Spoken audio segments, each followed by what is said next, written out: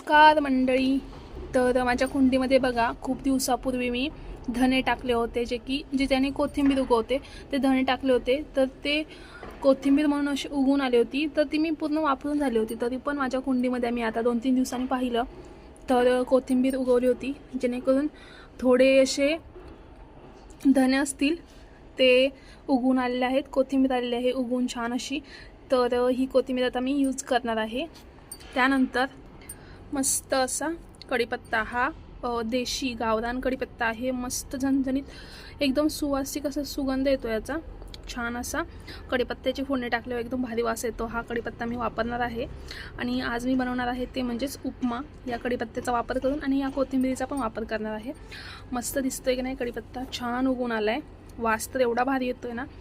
तर पहा, इथे मी ना टॅग करते रेसिपी, पहा उपम्याची. चला बाय.